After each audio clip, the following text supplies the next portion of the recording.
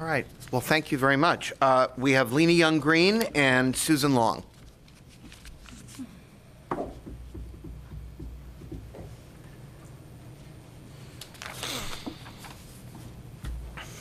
Good morning.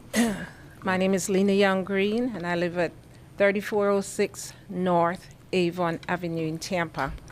Thank you one more time for another opportunity to speak with you. Seems as though we keep meeting this way, not month, not day, but year after year. And I guess we have to continue to be a part of our decision makers and providing you with our input ongoing.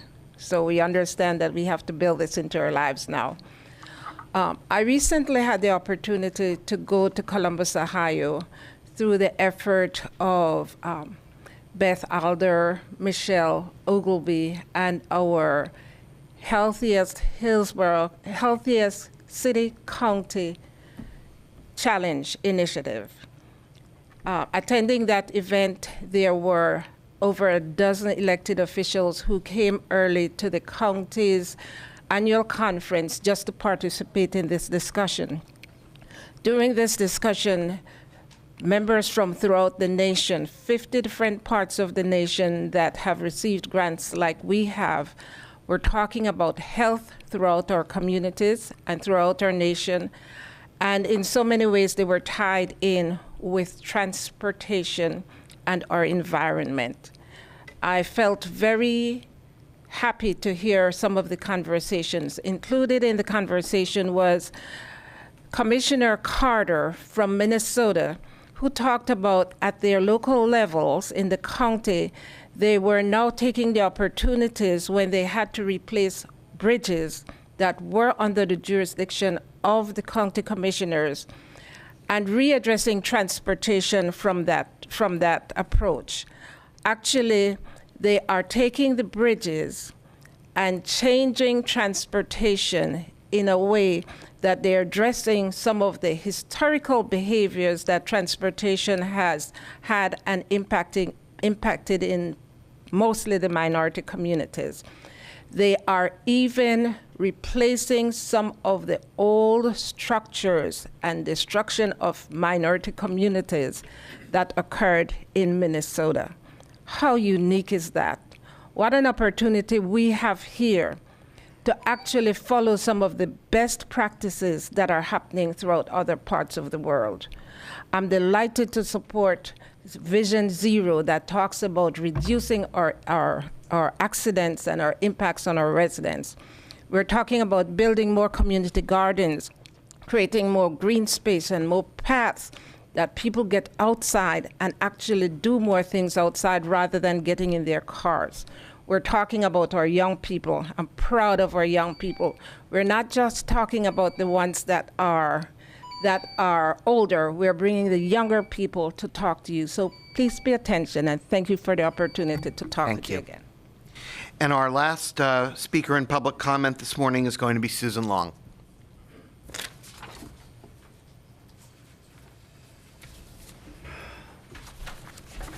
Susan Long, 921 East Broad Street. I'm here representing the Seminole Heights Foundation and myself. Years ago, 50s and 60s, interstates were built all over this country, in and out of cities and around. That was the way to go, and we did it. Ruined some neighborhoods in the process, but we did it because that was what was the process back then. Today, people are now taking out the interstates, and we're still talking about putting more in. We should be looking to the future, not to the past. And expanding the interstate is a look to the past. That's what we did. We're talking about doing more of it and more of it and more of it. When are we going to stop and realize that the future is not there? If I come into this town and I don't live here, let's say I fly in, I've rented a car because that'll be waiting for me when I get to the airport because I want to go to Disney World, I want to go to Busch Gardens, I want to go to the beach, I want to wander around, do some other things. So I get into the airport, I get my rental car, and they say, there's an interstate. It'll take you to Disney World. It'll take you to Busch Gardens. It'll take you to the beaches. You just hop right on there and go. So everybody who comes into Tampa, who doesn't know Tampa, knows that the only way to get anywhere is to get on the interstate. So we have a zillion people hopping on this interstate that don't need to be there. Those of us who live here oftentimes don't get on the interstate. Why? Because it's so congested, it isn't worth it. I can get downtown in 10 minutes from Seminole Heights if I take Florida or Nebraska Avenue, with rare exceptions. To do that on the interstate takes over half an hour. I know. Okay, the solution is let's make the interstate larger. Here we go. More people come to Tampa, more people hop on the interstate because that's what's there. If you had a boulevard, which has been proposed, and you'll see the proposal later today if you haven't already seen it, we would have people who are more diversely spread across the area. They wouldn't all be jumping on one road. We'd have them on Florida, Nebraska, the new boulevard, wherever, Dale Mabry. We don't even admit that those roads exist when you come into town. We tell everybody, get on 275, get on I-4. That's the only way to get around this place. So we have too many people on a road, and if we make it bigger, we're going to tell more people to get on it. We'll have more people on the same road. It will not work. Let's look to the future instead of the past. The future is tear down the interstates, put in a boulevard or something comparable to that, and move on. Thank you. Thank you very much. All right, we are going to move on now to committee reports and online comments. Good morning. Good morning. Gina Torres, MPO staff. Your committees were busy this summer.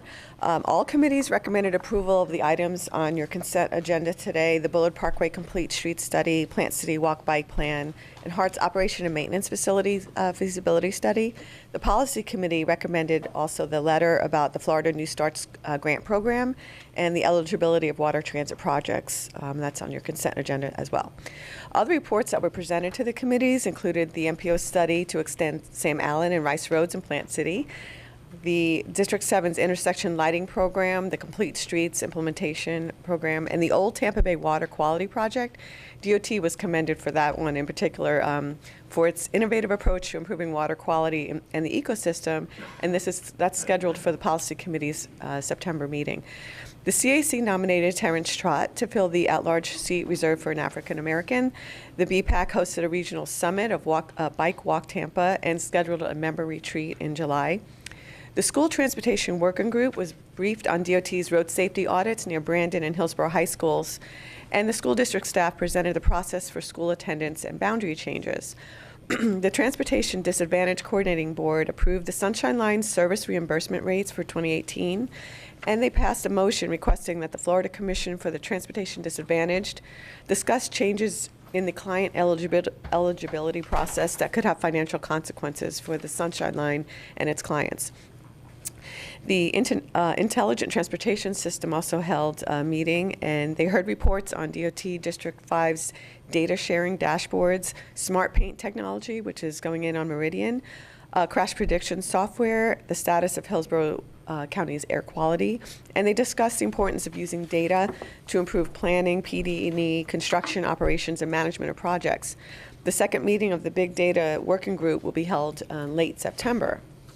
The Policy Committee was briefed on major issues that will affect the 2045 Long-Range Transportation Plan that's due in November of 2019. So over the next 2 years, the MPO will update the population and job growth forecasts, the transportation needs assessment, and revenue projections. Regional scenarios of transportation investments and growth, building on the Regional Transit Feasibility Plan and Tampa Bay Next, are all proposed. The Policy Committee will host the final Vision Zero workshop on August 22nd at the usual time from 9 to 11, but it will be held at Tampa Theater. We have an exciting workshop planned for you. The regional MPO directors provided staff support to T-BARTA's MPO Chairs Coordinating Committee annual meeting in June, and they recessed in July. Agendas for the fall are being prepared, and a tri-county coordinated process of preparing the 2045 Long-Range Transportation Plan is being discussed. Those are your committee reports, and I have the online comments. I'll just go into those. No questions. There were 4 Facebook comments. Jim Hartnett and Amanda Brown both supported today's presentation from Joshua Frank on the highways to boulevards, and they asked the MPO to keep an open mind on the proposal for its economic benefits, development opportunities, green space, and a scenario that residences and businesses support. Alyssa Stevens wrote to support transit options, sustainable energy, bike stations, and overall appreciated that the public was being given a voice in transportation decisions. Ingrid Jacobs also left a Facebook comment, and she shared a video produced by USF students on the negative impacts of the Tampa Bay Express on local neighborhoods. There were emails received.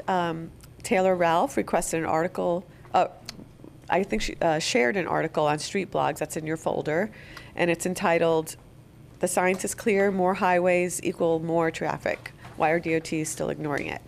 Mauricio Rosas also left us an email drawing attention to the Michigan DOT, who are considering 2 proposals for I-375 that are a variation of the boulevard. And lastly, we received approximately 26 emails from Dale, which is also just the truth. What? Dale Tyndall. Dale, I didn't have his last name, thank you.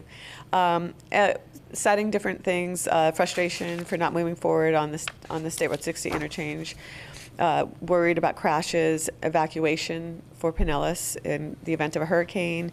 He suggests using funds for the bridge replacement to fix the interchanges, using the concrete shoulder as another lane, and updating the road ranger's contract to tow vehicles to the nearest exit and then provide service. So those were your online comments. Thank you. Thanks. Thank you very much. All right, we will move on now to our consent agenda. Unless there are any questions or comments, we could entertain a motion to approve. Move approval. Second. We have a motion from Commissioner Kemp, seconded by Councilman Maniscalco. All in favor, please indicate by saying aye. Aye. Opposed? All right, thank you very much. We have 3 status reports this morning. The first is the Tampa Bay Next update from our new district secretary, David Gwynn. Welcome, good morning. Good morning. It's nice to be with you this morning. In a minute, Ed McKinney is going to come up and give you a more detailed report on Tampa Bay Next, but I first wanted to come up and introduce myself, give you a brief background of how I ended up coming to District 7 as the secretary. My past's been a little different than a lot of the previous secretaries. After graduating from West Point and receiving an engineering degree, I went on active duty as an Army officer, and when I got out in 1987, I came to Florida, and at that time, I started a career in the private sector. As an entrepreneur as well as an executive with larger firms. I grew a firm from nothing up to about $20 million and merged with a large engineering firm.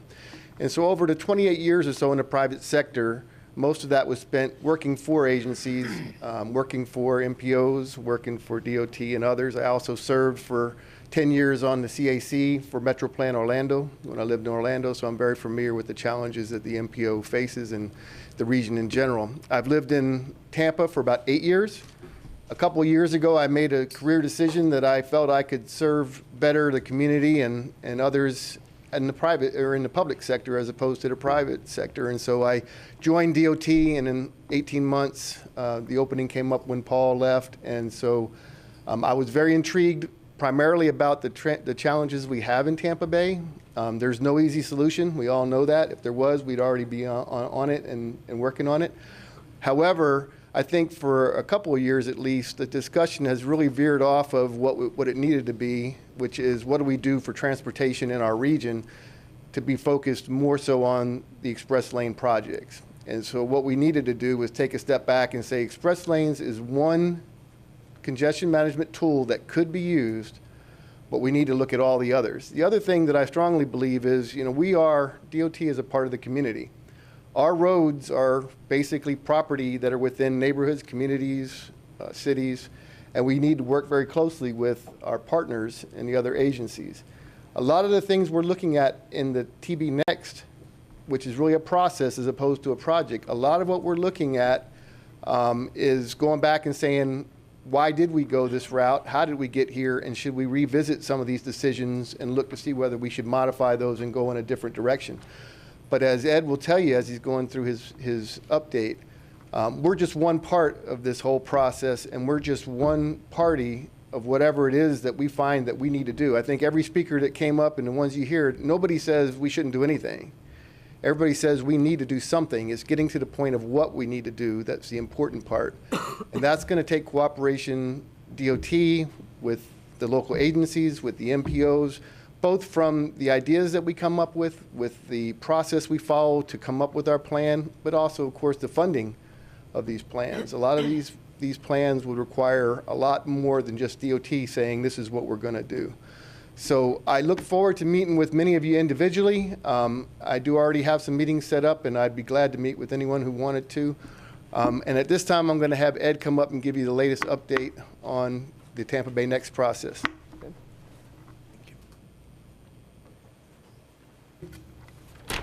Okay, so thank you for allowing us to come and present at the June MPO night meeting. Oh, I'm sorry, I'm Ed McKinney. Well, I was going to do it on the next slide, but I'm Ed McKinney. There I am with the Florida Department of Transportation. I'm the Planning Environmental Administrator for the district.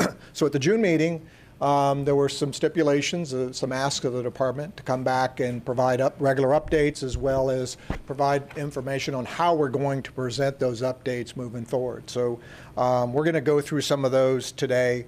I'd like to say, first of all, to kick this off, Mr. Fernandez was right. And TB Next is not a project. I don't have anything, I'm not going to show you anything that says this is what our typical section is or this is what our plan is for moving forward, because we don't know what that is yet. We've still got a lot of community engagement left to do. We're encouraged by the comments that we're getting from the community. We're encouraged by the ideas that are floating, including Mr. Frank's proposal. We're intrigued by these things, and we're evaluating them and looking for opportunities to find solutions, which is really what we need to do, and we'll go into that a little bit.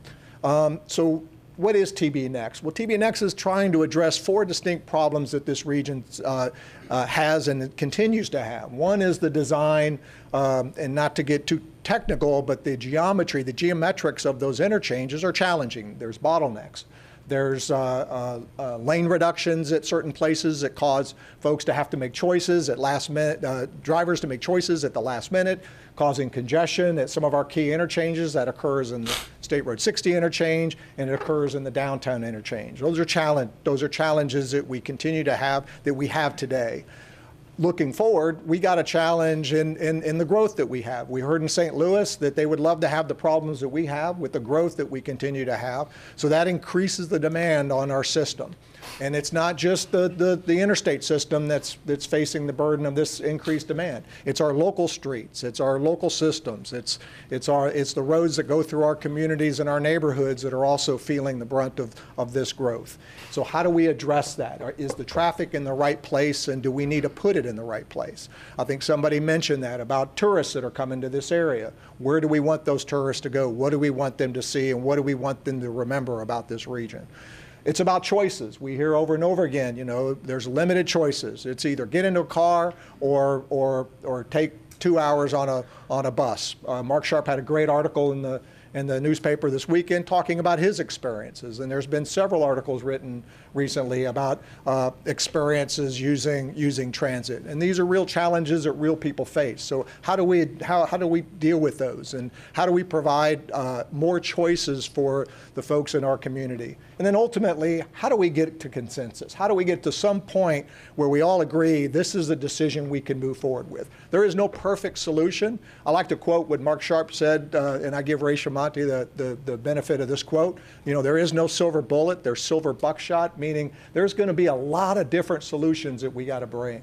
There's going to be a lot of ideas that we have to be willing to accept. There's some compromises that both sides will have to work towards, but together we can get there. But we can't do it you can't ask us as a department to carry that burden and expect us to come to this board and say, here's your answer, let's go forward and make good transportation decisions. I'm going to tell you now, that's not going to happen. We are not going to come to that conclusion today.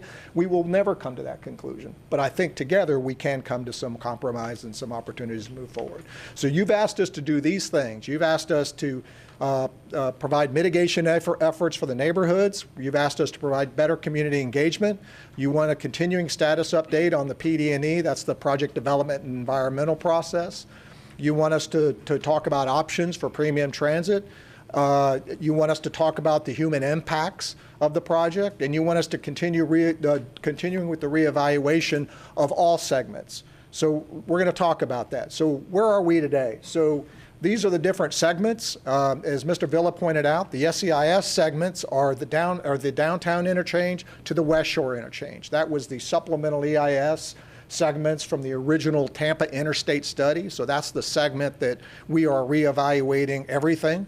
But other segments are also going through a project development phase as well, and that includes the Howard Franklin Bridge, the I-275 segment north of downtown interchange, and then the I-4 segment east of the roughly the Selman connector. And if you notice on this slide, there's something particular that I want to draw to your attention, and that's the green line on the I-75 corridor. So what we're looking at now is, what if we move express lanes off the I-275 corridor? What if we don't use that as our express lane corridor, and I-75 becomes our express lane corridor? So we're going to look at that as an option, and how does that change the traffic flow? Does that provide better traveling opportunities for folks? So we're going to look at that, and we're looking at that very hard. We're looking at I-275 as a potential transit corridor.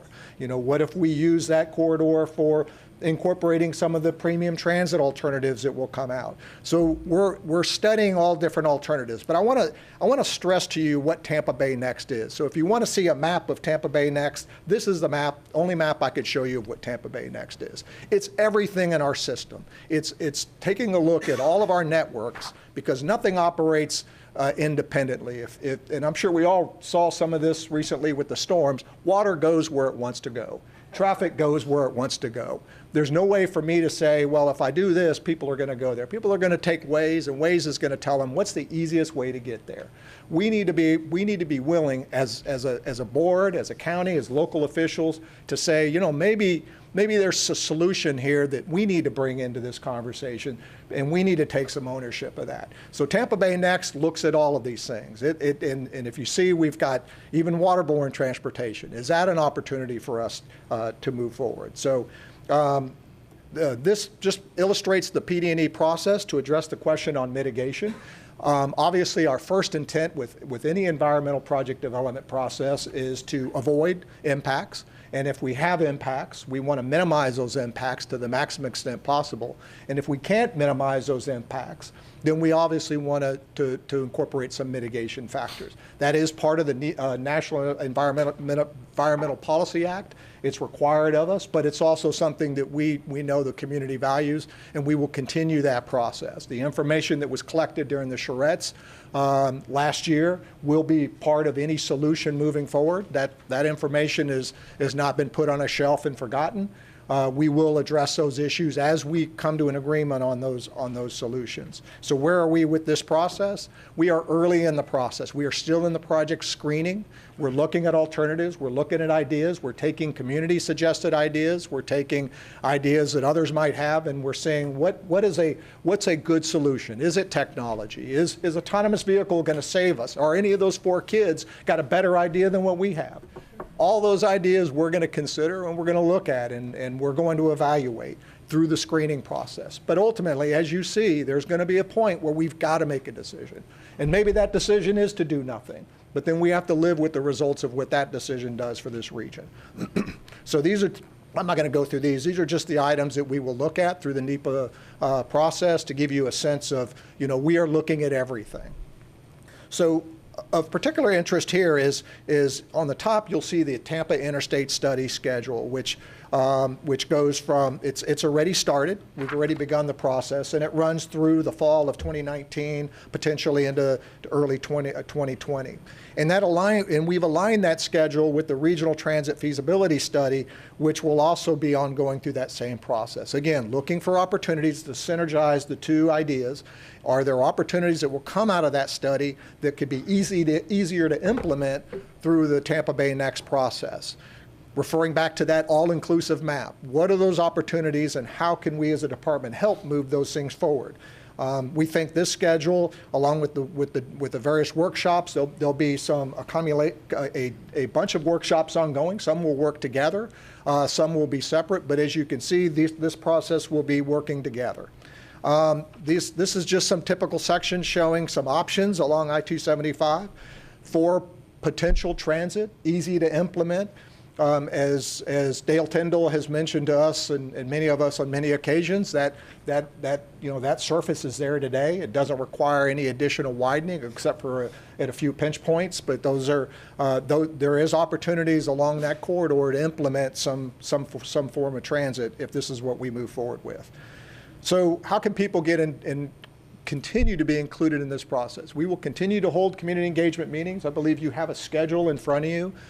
We encourage this board and anybody on staff or anyone to attend these meetings. We've had quite a few staff members attend, and we've had some elected officials there as well, and we appreciate your attendance. We're getting a lot of good comments.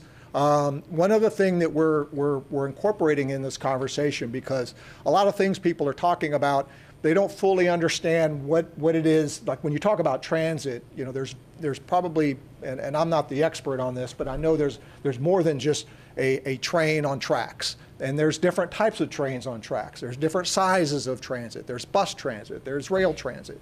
We're putting together several series of primers that will help people with those conversations and be available to folks online. We'll be doing them live as well as streaming those online and recording those. We'll talk about how projects get funded. We'll have a session on that. We'll have a session on transit. We'll have a session on the MPO process. And we're calling this our Citizens Transportation Academy. And you will actually, by going through this academy, you will receive a certificate signed by the secretary saying that you've participated in this. And hopefully what this does was it'll better educate the folks that are coming to these meetings and help us. Again, this is not about the department trying to keep this information internal. We realize we need everybody's engagement in this. We need everybody's input in this. And we think this will help the community help us.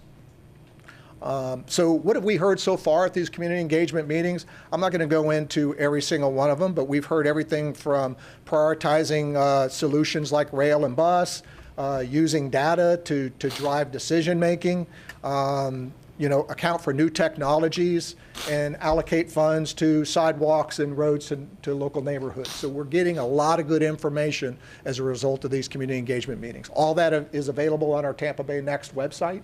You can see real-time records of every comment that's made. It's unedited. It's just as they inputted the information. So what actions are we collecting and how are we providing feedback? Through the regional transit study, they're going to be continuing having workshops, and I'm sure they're updating. One thing I do want to also bring to your attention, and I want to talk about what the impact of that is. In this work program, we are going to fund the second phase of that regional transit study, and that's the project development phase. But as part of that project development phase, there will be some level of commitment from some implementing agency that FTA will be looking for. So the department is going to do their part to push forward this conversation, but we will need a partner alongside us to commit to continuing this conversation. So that decision point will be made, have to be made by this board at some time. This is, again, I want to stress again, this is all of us working together. So, as you can see, and you've all been involved in, we're looking at all possible solutions. You've asked us to consider options, and I think this demonstrates that we're looking at all options. However, as we look at options, there will be decision points for this board, for the boards of other MPOs in the TMA, local governments, and local agencies. These decision points will need to address the following: land use, local transit, capital, operations and maintenance, traffic distribution, financial impacts of these decisions, and then ultimately, how do we implement this? The department stands ready to work with all of our partners to bring real solutions to the Tampa Bay region. However, as options are evaluated and considered, there are things that we can do, and there are things that others will have to do. But together, I think we can do them. So with that, I'm done with my presentation, and I will entertain any questions. Questions and comments from board members? Go ahead. Is it already on? Okay, thank you, Mr. Chairman. Mr. McKinney, that statement you made a moment ago about all the options that you were, the issues that you were considering, I would suggest you add urban and community design to that list as well. We're here to talk about transportation, but ultimately, transportation as it's manifest in either roads or transit or whatever, plays a major role in what our community looks like, how it works, and those issues really deal with urban and community design. Okay, so I would definitely recommend that be added to that list as well.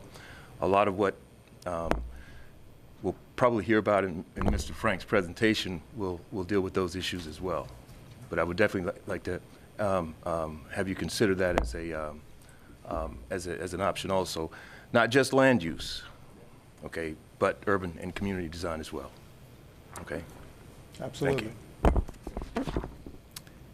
Thank you. All right, well, thank you very much. Thank you. We are going to move on to our next status report, Highways to Boulevards. Joshua Frank, USF Florida Center for Community Design and Research. Good morning. Morning. Let's see.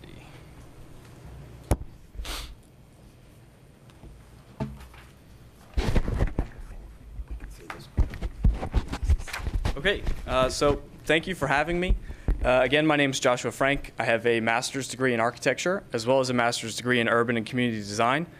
And as you may or may not know, I worked for about a year with the Florida Center for Community Design and Research at USF in the engagement process known as the charrettes, the community charrettes. And what that means is I sat down at the tables with the people who have come up and spoken today, various members of the neighborhood agencies, community members, and sketched with them, taken notes with them, talked about what they want out of a project like TBX or Tampa Bay Next. And so after about that year or so of engagement, I spent the next 6 months creating a vision for what that preferred alternative could be. I didn't start out with a boulevard concept. I started out with the feedback I had gained from the community, and ultimately it led me to preferring this as the option to move forward with.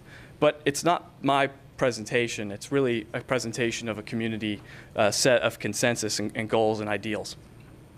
So I'm going to start out by showing, do we have a problem with this here? Okay, give me 1 second. I have it on my thumb drive just in case.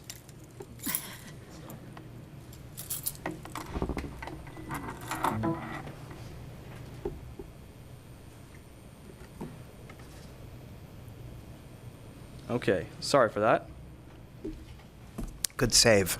Yeah, always prepared. So I start out with an image showing Tampa in its peak urban form. So this is an aerial before the interstate was constructed, about 1950 or so. And the reason I show this is because the amount of density, the amount of interconnectivity between neighborhoods is really something that doesn't exist today. We see a lot of east-west connections that have been severed by the interstate. And so this road network, this connectivity network, is something that served a lot of people at a certain point in time during our history. And now, today, what we have is an interstate that runs about 11 miles from 75 to I-4, splitting every transect in this county, splitting suburb, urban, rural communities from one another. And so I run through this because it's a large barrier between our neighborhoods, ultimately ending at the interchange downtown. So again, what I posit to you today is that segment is actually expendable. It's not regional. So I like to talk about things that I could prove or highlight or exhibit to you. And so the first part of that is that I-275 doesn't function as a regional entity. If you look at this chart, the primary use of 275 is actually between about Columbus, Florabraska to Fletcher Avenue. So the amount of people coming from the county is only a 35% figure of actual use.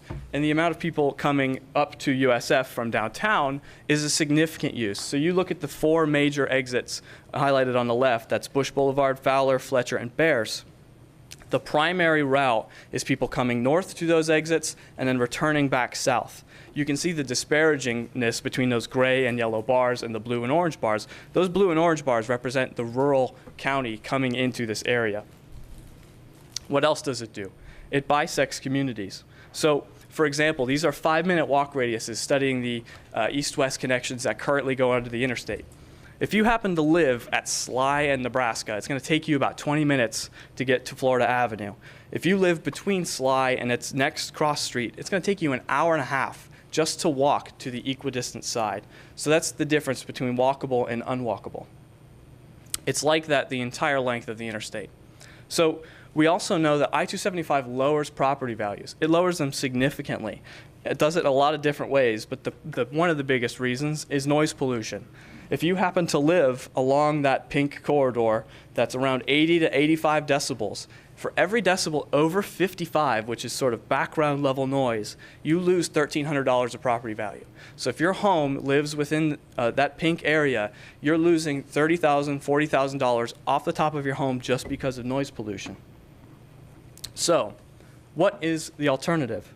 So my presentation and this concept is about designing for those people who are going between Tampa and USF, not the regional perspective. Part one of that is tearing the interstate down and bringing it to grade so that it can function in a variety of different ways. This has been done throughout the country. It's been studied in about a dozen different cities and implemented, and even successfully implemented in, I'd say, equal as many, a dozen, 10, 15. The primary example here is the Embarcadero Freeway. I use this because this photograph is really dramatic, right? This interstate was damaged during an earthquake in the late mid-'80s and was rebuilt as a boulevard in 1991. San Francisco had the foresight to think about how can we better use this corridor to drive our city moving into the future. And that freeway carried about 80,000 vehicles a day back in the 80s. Today, this is what they have. This is I think it's Pier 1. It's the signature space in downtown San Francisco.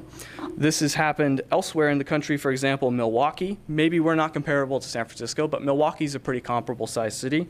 When they tore down their interstate, they saw an 180% increase in land value around that interstate corridor compared to 25% for the rest of the city. When you look at the Embarcadero, for example, in this photograph, housing was up 51% since teardown. Jobs were up 23%. Those are long-term jobs, not construction jobs. So this is 6 lanes of vehicular traffic and 2 lanes of streetcar or light rail vehicle. So that leads to the second step, which is reintegrating it. Obviously, there's going to be conflicts with how this is constructed and how this is managed, but they can all be overcome. And I think the benefits definitely outweigh the negatives. And so, for example, you look at, this is what I looked at in terms of our cross sections. The interstate right now, in certain segments where it's at grade up towards USF, is about 215 feet wide. Well, if you reappropriate that 215 feet, not only do you have enough room for 6 lanes of vehicular travel, which is identical to what we have now, you also have an accommodating 2 potential light rail vehicles. It could be autonomous vehicle corridor, could be bus rapid transit. You have a transit envelope, as well as about 50 to 100 feet, even 150 feet in some of these areas of developable land that the city cannot recoup benefits from highway expansion or current design. So, for example, this is Bush, the exit at Bush Boulevard. You see the 2 on-ramps and how far apart they are from the actual envelope. So this is that semi-clover leaf, right? If you take that land and redesign it for the 65%, you're looking at not only transportation, 6 lanes, maybe an extra turn lane dedicated for some of these higher capacity east-west streets, but also development potential that you can recoup not only land value, but property tax revenue. So getting further south into some of the urban neighborhoods where you have streets like Taliaferro, Elmore, that are local streets, but are really under capacity. Sometimes they're against fences, they're underkept. You could see these becoming one-way streets and the right-of-way being given back to those neighborhoods, becoming public space. And so what I've done is look at an example around like Osborne, for example. All of those previous streets that were once connected have been disconnected, reintegrating them either as a signaled interchange or a right-in, right-out. And what that does in terms of connectivity, I hear a lot about east-west streets. How are they going to be impacted? Well, you have a system that works more cohesively. So for example, instead of just 2 funneled routes where people can go east-west, which is part of what causes that congestion east-west, you now have a myriad of options for those people to disperse evenly, so not everybody is using the same east-west corridors. And so you can also use those side streets for the people who live against them. This is an actual photo down Taliaferro or Elmore, I believe. And so you can buffer those bike lanes on the inside as opposed to the outside. And those properties, which were previously depressed by the interstate, now not only gain the value of being parkfront real estate, but they also have transit next to them, which could see their property values go up 200%, 300%. That becomes desirable. And so in addition to the sort of east-west being used as a system, there are a variety of different implementable options that are not only being done throughout the country, but are considered standard practice in a lot of places to help alleviate that congestion at intersections. So for example, we have in the bottom right, a Michigan left, where you're actually queuing a left-hand turn beyond the intersection that in essence turns a left-hand turn into a right-hand turn. So again, like I've said, and like Mr. McKinney has mentioned, this is a comprehensive solution. It's not just a silver bullet, right? And so I think there's a lot of components that need to be considered for something like this to work. One is obviously the boulevard vehicular traffic. I love the image of the Champs-Élysées in Paris. It's a little out of scale and out of context, but it's 10 lanes wide and carries more streets than Dale Mabry. And just look at the difference, right? This is an illustration of land use, of zoning, of code, all these sorts of things that are elements of what we could see with something like this. You have an element in regional commuter rail. The MARC train in Baltimore carries about 34,000 people a week. We're pretty comparable to Baltimore. I think with our CSX network, we could shoot for something along these lines. The light rail system in Houston carries 60,000 people a day. Houston's one of the most sprawled cities in this country, and it carries 600,000 people a day. Our streetcar carries 600.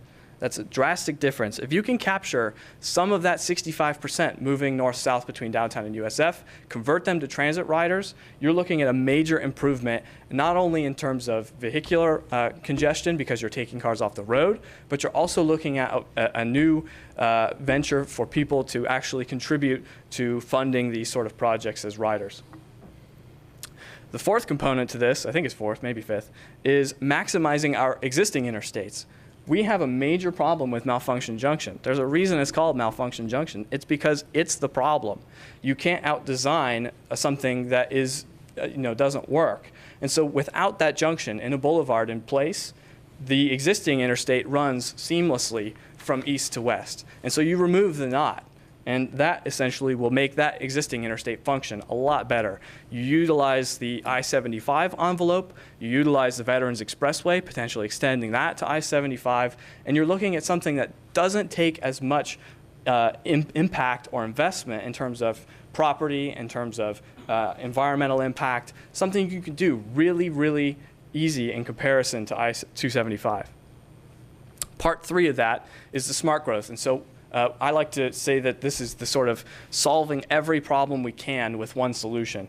And so, for example, using our other north-south corridors efficiently together instead of separately like they are today. You can coordinate everything from North Boulevard all the way to 56th Street functioning as a north-south corridor together to evenly disperse that traffic, not running it through neighborhoods, but utilizing those corridors to their existing capacity, which doesn't exist today. In fact, you can see this chart. It's dramatically funneled towards I-275. Our urban tree canopy. If you plant this corridor with an extensive urban tree canopy, you increase the value that is our urban tree canopy. It saves us about $30 million a year in terms of energy costs, stormwater costs, quality of life, all these other things. It's a valuable asset to this area. I don't know if you've ever flown over cities out west. It looks like a desert from the airplane. If you fly over Tampa, it's a green oasis in comparison. Stormwater management.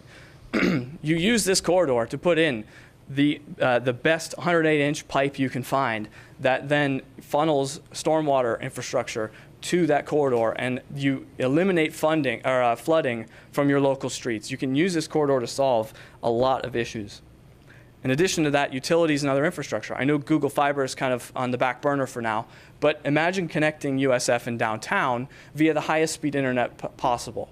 What that does is, if you're a developer and you are going to go develop a housing complex, you as the county, the city, the MPO are saying, we want you to build here instead of out in rural counties. And what that does is twofold. One, it creates transit-oriented development. It incentivizes them to build where you need them to build, which is around transit instead of around other roads like Lithia Pinecrest, Bruce B. Downs, all the other suburban roads we have to expand or have to manage.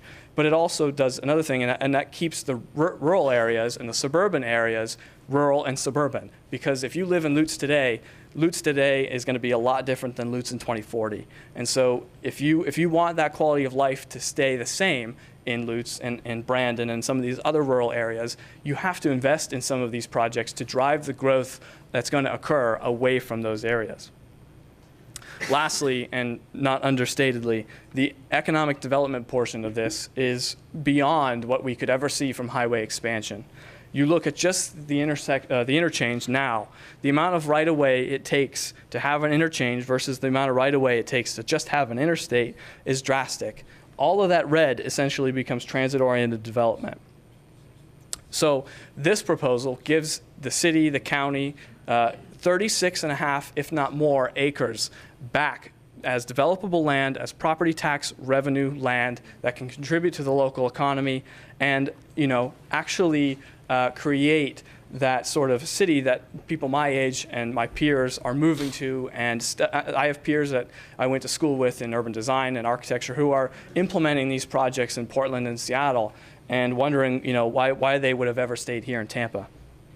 So in terms of economic development, part of what I did was I took a look at 4 different station areas. I'm going to show you one of them in terms of what you could imagine in terms of density, scale, activity. This is the downtown area. We're not too far from here. This is where Cass Street and that would be Pierce and Jackson meet. And so the boulevard splits into 2 one-way streets. It's a pretty seamless end. But what you could see is a mixed-use uptown neighborhood that is transit-oriented and ready to go because you have your CSX train lines running here that could potentially become commuter rail. You have the cycle track. You have the light rail that runs on the boulevard. You could potentially have a streetcar expansion that meets up into this area. Marion Transit Center is a few blocks away. High-speed rail someday. The station is up in this area. So really, it's a really low-hanging fruit in terms of transit-oriented development. Not to mention, it's adjacent to Encore, which houses some of the highest percentage of transit riders that we have today. So having said that, I said during the MPO meeting about the tip that this is really our opportunity. And I truly believe that because it's going to take 5-10 years to build any sort of interstate construction.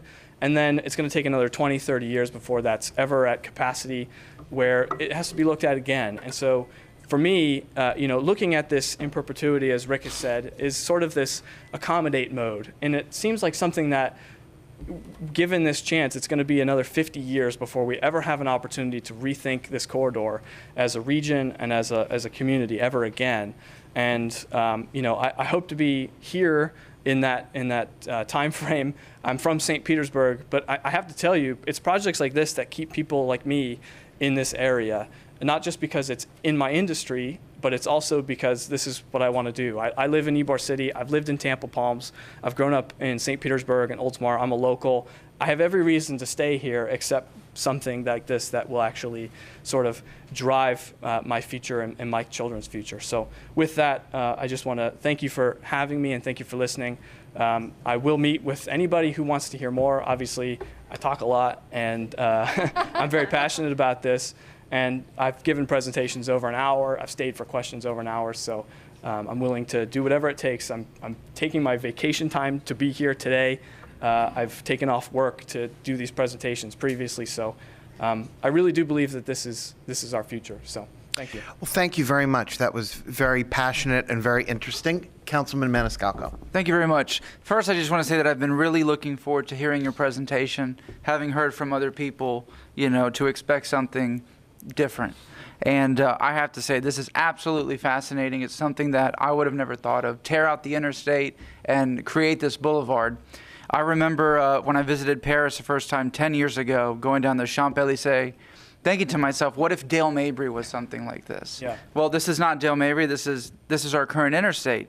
And I think back to 2010 when I first got involved in politics and being at the county commission meeting. It was in an auditorium somewhere, a gym, where they voted to put a sales tax referendum on the ballot, which ended up not passing a few months later. I remember when Governor Scott rejected $2 billion in federal funding for a high-speed rail, and there were people that supported that, and they said, good, this is a boondoggle. We don't need no choo-choo. I heard it all.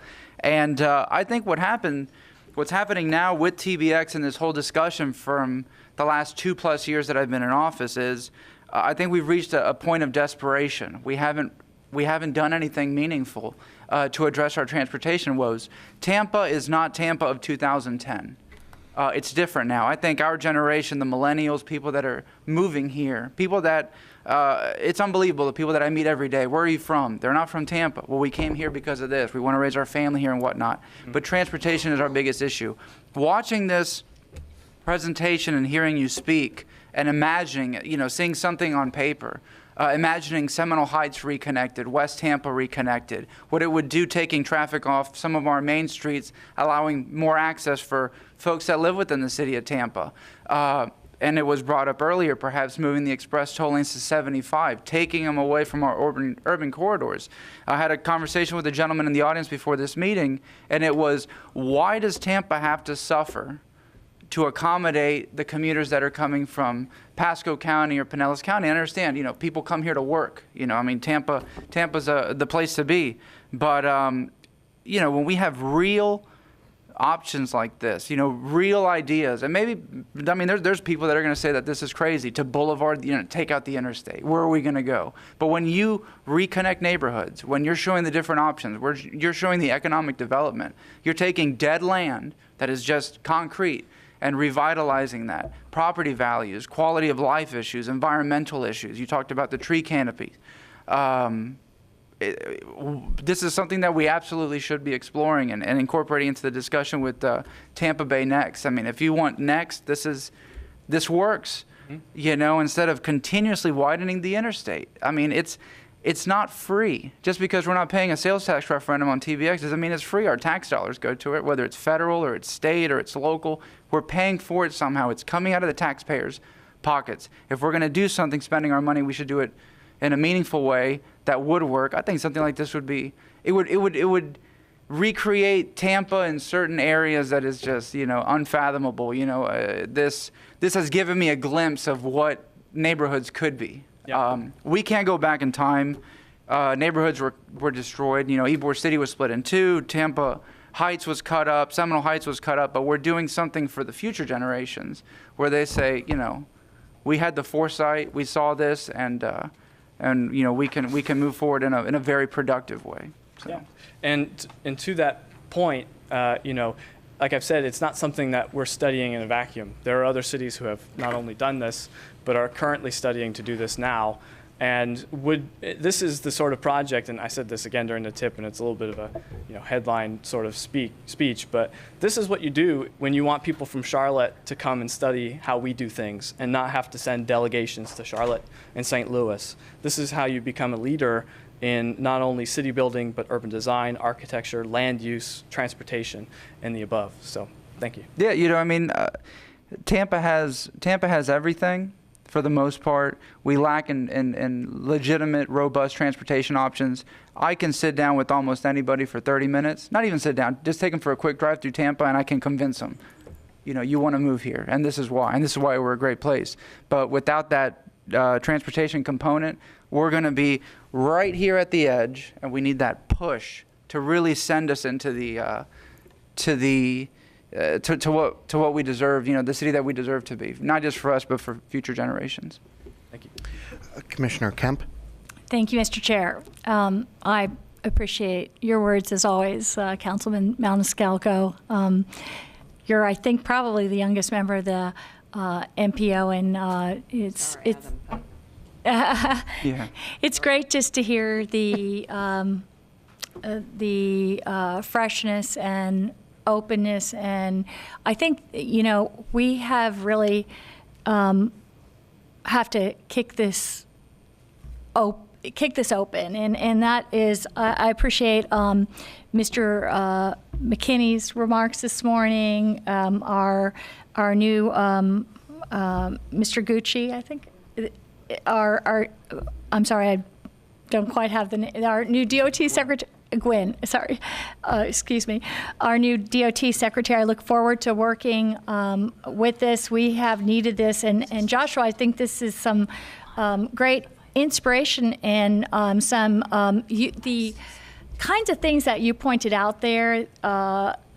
I'd seen your presentation before. I think it's changed a little bit, and it's really excellent that you spent all this time putting this together and thinking about it. And I think it gives us some great look at what possibilities are. As you mentioned, there are cities across America, small cities, Milwaukee, I think, and for the cities that Milwaukee, San Francisco, not so small, but a lot of places that have taken down their freeways entirely and made them into parks. Other places that have done something like this. And when I went out to St. Louis, I know Councilman Maniscalco was on that also.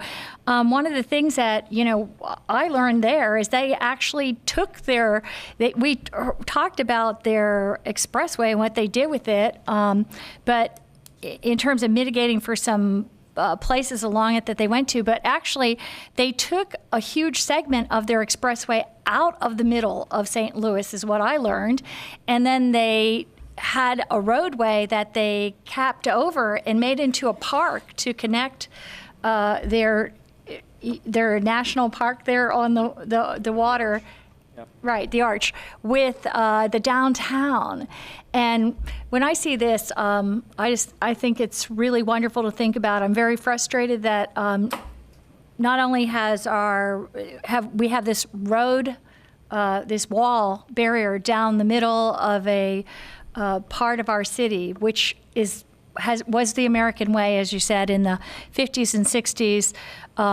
They didn't do the Autobahn that they did in Europe. Here in America, they modified it. And what they did, instead of connecting city to city, how it should have been, they connected and went through cities all over America and actually aimed for the really most vibrant and wonderful parts of cities to wipe them out in what was economic renewal, misguided, hugely destructive.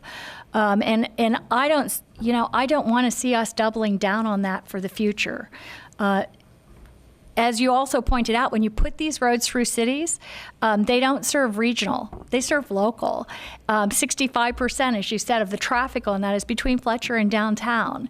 And by restoring the grid and being able to use that locally, and then bringing, as you've said and has been talked about, these regional roadways through 75, I-4, which has mostly been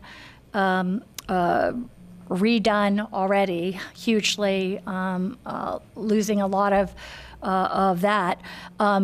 We can redirect veterans and 75 and across I-4. We don't have to double down on the massive infrastructure of the interchange north of downtown and do not only the damage we've already done, but multiple, doubling down on that for the future. And as you say, for 50 years in the future, it'll be 50 more years before we have an opportunity to bring to this community what we should have. I just think this could be really speaks to a future that is so different. And I know that DOT is really looking at this. I also have talked for a long time about the CSX tracks. I think we have a gift with the CSX tracks like we have with the ferry. The ferry provides us transportation alternatives that Denver and Austin don't have because we happen to have water here. And we're very lucky to have that opportunity. We have our CSX tracks here now being used for cargo. FDOT was involved in taking those tracks and making them commuter tracks in Miami and Orlando. In those places, they weren't nearly as well placed as they are here. And I'll say this, the cost for those tracks in those areas and converting them to commuter use was approximately $10 million a mile. The I-275, just what we're doing now, not the TBX, but just what we're doing now is $120 million a mile. So $10 million a mile compared to $120 million a mile. And people are always a little surprised too when I talk about HART and I say we move about 50,000 people a day in Tampa ride HART. And they go, what? I had no idea that it was 50,000. I guess we have to start talking about that in terms of the trips we take daily. But in Miami, it's over 200,000 people a day take their transit. In Dallas, it's 100,000 just taking their rail, not their buses. And so we really have to start moving to that future and changing what we're doing now, because we have, I think, really hurt our economic opportunity, our neighborhoods, our environment. I speak water, air, our stormwater opportunities, our transit opportunities. So I'm very excited about this. This meeting has been good to kind of hear a real heartfelt and a very deep, thoughtful reset. And I look forward to moving, I hope, in that direction. Thank you. Anyone else? Well, thank you very much. I think the best thing about this presentation is that it underscores the fact that we are opening up everything for discussion, that this entire process is going to be about opening our minds to the most creative possible solutions to our regional challenges. And I know I'm looking forward to talking to you more about this topic, as I'm sure many of the others are that are here as well. Thank you. Thank you very much. We are going to go on now to the Hart Transit Development Plan update. Mr. Fagenbaum, who is giving the presentation, I know has to leave at 10:45. So I'm going to ask you if you have time to get through it this morning, or if you'd prefer us to defer it. I could do the warp speed version. I think the warp speed version would be fine if that is all right with the board. I apologize for being kind of short on time. I have to do a deposition, and they're pretty. They're pretty conscious. set in stone. Yeah. So anyway, but. Oh, excuse me. I'm Steve Fagenbaum. I'm the Director of Service Development at Hart, and I'm pleased to be here today to do a brief briefing on our 10-year transit development plan, which we are now in the process of completing. The TDP is a FDOT requirement, and this year it's a requirement. Yeah, it's a PDF. Oh, thank you.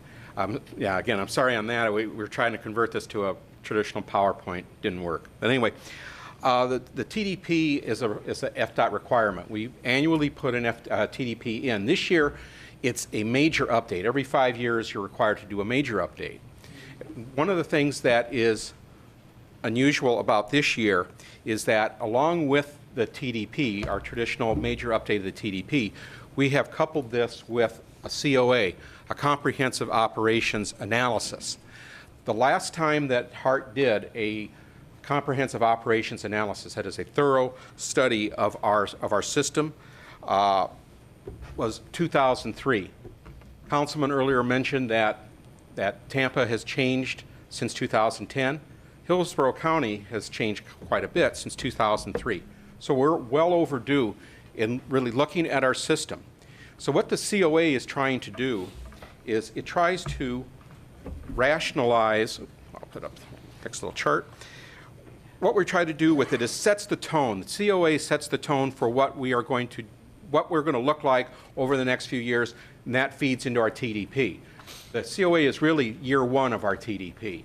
And what we try to do with the COA is we're trying to rationalize our service and also economize our service. We are having probably familiar, we have some budget difficulties right now. So to go and continue with the level of service, the amount of service that we provide today cannot afford in 2018.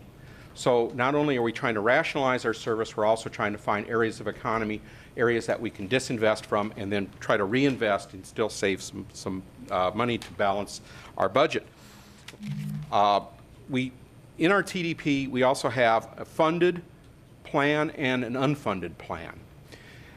The COA, our year one of our TDP, really it sets the tone, but it's really a baseline. It brings us back to a baseline of that is probably the minimum amount of service that we should have. And our funded TDP program, the 10-year program, starts to rebuild that. And our unfunded is what we would like to do if the funding is available. And in doing this right now, we're following sort of a national trend. We're not the only ones in the country. It's no secret that our ridership is declining, national ridership is declining. We're looking at how we can do our business better. A lot of other systems, particularly Houston is a big example, where Houston went and did a huge COA on their service, and now are operating along those lines. So we're trying to go rationalize it, economize it, provide a foundation for us to build on for the future. So in this process, one of the things that was very important to us is to go and do a lot of public outreach. Take a look at studies and surveys and so forth that have been done in the past, including the Go Hillsborough effort of a few years back. A lot of good information came out of that. It was an exhaustive outreach process. So looking at that and what was the pulse of the public? Well, what the public really told us is in looking at our data is that what they really wanted to see out of their transit system is better frequency, that they wanted the buses to run more frequent and faster. That is, maybe less coverage, but more frequency. And that's really what we've tried to design into this system. And also, where do we need to focus? Well, if we look at some of these, 27% fast connections, 25% high frequent service, they're really connected. 52% they're saying that we want, again, faster, better connections. To make better connections really takes that frequency. They're absolutely related. So our 2018 network, what we're trying to do with that is we're trying to move more towards a grid system. That is, we're trying to straighten routes out. We're de-emphasizing some of our transfer centers because a lot of our transfer centers require us to backtrack, that is to get essentially off route in order to serve them, go more towards super stops en route. And what we're aiming towards is something that is going to be more relevant, faster, more convenient for the public. And if we follow our funded plan, that is what we expect to have in funding over the next 10 years, we should be able to build a grid system that will have, actually within 6 years, if we follow our plan and what we expect to have funding for, we should have 10 routes that will operate at 15-minute or better frequency. That is 5 routes that will be north-south and 5 routes that are east-west. So we can start to form the basis of this grid network that will be able to go, and you'll be able to go and move along that network and not have to wait anywhere on that network for an intersecting bus any more than 15 minutes. We are also, we will have after this year, we'll immediately have 3 routes right now that will be at about 15-minute or better frequency. Right now we only have 1. So we are moving towards that, trying to move towards that very quickly. Also, in terms of regional connections, one of the things we've also heard consistently through the process is that we need more and better connections to the airport. Right now we have 1 route every 30 minutes to the airport. When this is complete, actually in 2018, we'll have 3 routes that'll serve the airport. And then a 4th one will be as part of our funded plan. And also, along with that, 2 of those 4 routes will be serving the airport every 15 minutes, as well as downtown USF, as they'll also be connected. We also are planning to, in our funded network, we're planning to increase our hyperlink service. Right now we are in 3 areas with our hyperlink service. The hyperlink has been well received by the public, and our plan now is to go ahead and get out of the pilot phase of that and go into implementation more broadly through the community. The hyperlink service is an excellent service. It's on demand. It serves people exactly that way, on demand. It's not a bus spinning around and around and around empty. People hail it either with an app or a phone call, and the bus comes and serves them, or it's actually a van will come, or if or we also have the Teslas that are an experiment in the North University area, but it'll come and pick them up, and we pay based upon actual usage of that. So we're increasing that. Also, we will have, we're in negotiations now with a vendor for our autonomous vehicle project for downtown for the Marion Transitway, and with a little bit of luck, we'll have those negotiations finalized, and we should be in the test phase of our AV project this calendar year, November or December. We'll actually be moving that. So what that does, the AV project then informs us as to if that is going to be a viable project for other areas of the community. So we'll be learning a lot from that. So even though we are skinning the system down a little bit, we're not going to stand still. Again, what we're trying to do here with this TDP, this COA, is to take us to a baseline.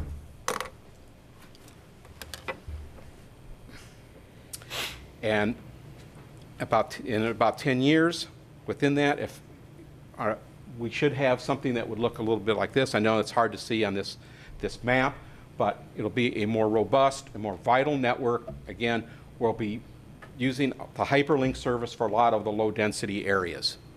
At least but perhaps there will be other solutions that come up. The nice thing about the TDP is that it's updated annually, so as circumstances change, we update the TDP accordingly.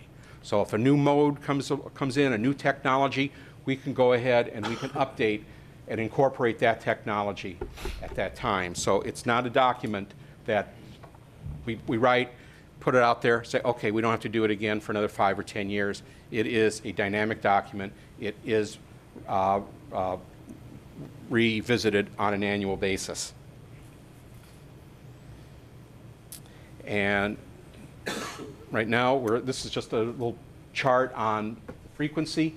Right now, we have 10 routes that go at 45 minutes or worse frequency. By the end of this process, we should only have about 3 routes that are at 60 minutes. So again, frequency. We're putting a lot of emphasis on that because that's what we're hearing. We need them more frequent, and again, it solves a lot of the connection problems for us. Also, Mr.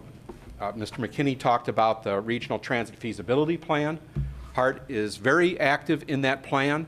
We're, in fact, the project manager for that plan. We're receiving the funding for that plan and managing that with our consultant team.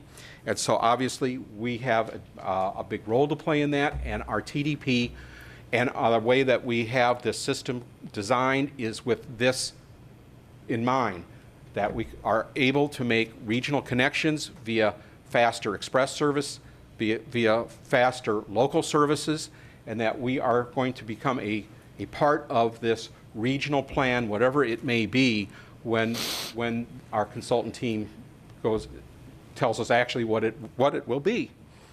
So we're, again, part of this thing is that we can go and be more nimble as an organization and be able to go and change on a much faster basis than what we can right now. And that was the warp speed version. All right. I'd be happy to entertain Thank you. any Thank you very much. Recognizing your time constraints, are there any questions from board members at this time? All right. Seeing none, thank you very much. Well, thank you very much Thank for you. this opportunity. Ms. Alb.